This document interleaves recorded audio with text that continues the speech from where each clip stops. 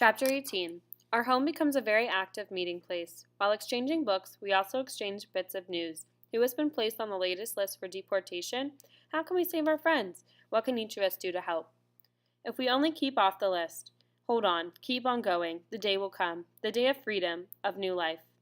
The burning issue, how to keep on hiding if one's name is on the list. Often our home holds sudden guests. 3 people in each bed, others on the floor, huddled together, listening for strange knocks at our door. If we are found hiding someone, we will be taken. But there is always the hope that we will not be caught. We must take the chance. Someday, we too might be in the same position. We would want others to help us. Our cellar stands ready and waiting at all times. Blankets and pillows are spread out on the clay floor. Often our friends hide in the cellar for hours while we wait for the house to be searched by the Jewish police. With pounding hearts, we listen for their heavy footsteps. We hold our breath each time someone passes our door. Will they stop at our door or go on? Are they looking for someone? Are they looking for us? Is this our last night here? At the tailor shop on Brzezinska 50, where I have come back to work, the cutting department is in uproar. My coworkers look very upset. I hear angry whispers and feel icy glances toward me. What is happening? My eyes dart from one face to another, searching for an answer. They are all avoiding me. Why? Why? Why? We have always had such a close and warm relationship. We are a small group holding together like a family. I am the youngest and looked after like a kid sister by all the others. I was put into this specialty group, the cutting room, by the shop manager David Birkenwald. He knew my parents from their union activities before the war. They had worked together in the tailor trade. Each time he passed me in the huge hall where I worked before, bent over the sewing machine, he stopped. He touched my hair gently and said, "Rifkel, that machine is bigger than you are. You look so lost here. These military coats are much too heavy for you. You are too small and much too young for this department. I must find something else for you, something a little easier. You will collapse by this machine if I do not move you soon. Motel told me about your gallbladder and about your weak legs. I have to get you out." One day I did faint.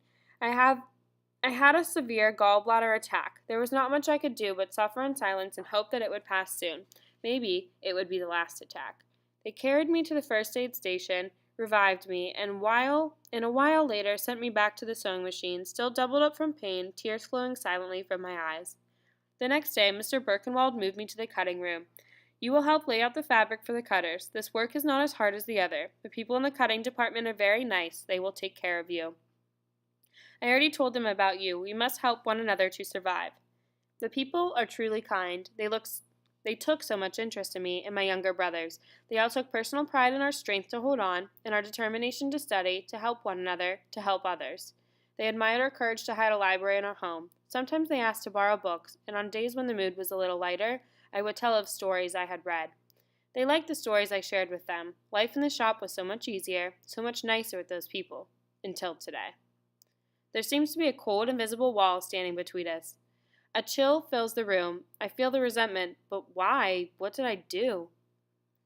I cannot stand it any longer. I turn to a tall, pale woman in her 30s with black hair and sad, dark eyes. She lost her 2 children. They were taken away by the Nazis one day.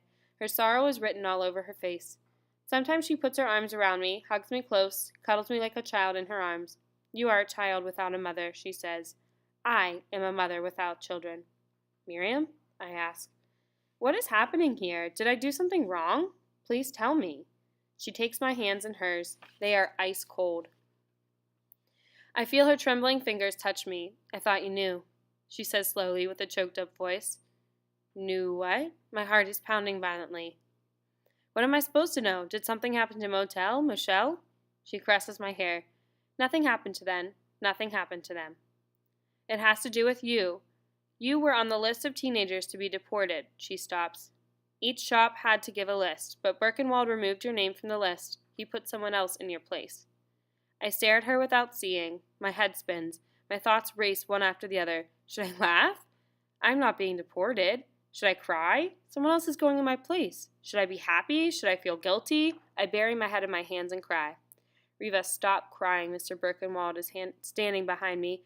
He puts his hands on my shoulders. His voice is tense, filled with emotion. "Look at me. You have to know why I made such an awesome decision. You must try to understand." I look at his face, pale, drawn, distressed. He has become so much older in one day. I see the pain and sorrow in his eyes. Riva, I had to do it. I had to play God. I had to choose. The list called for teenagers, true, but you are only a teenager in years. In reality, you are a mother of 2 younger children. You are the legal guardian of your brothers. I did not save 1 life, I saved 3. Your brothers would go with you if they were deported. They would volunteer. They are so young. What chance would they have in a labor camp? You are their mother. You must protect them. You must think of them. I did. Tears flow down his face. I bury my face in his chest and cry hysterically. He caresses my hair gently.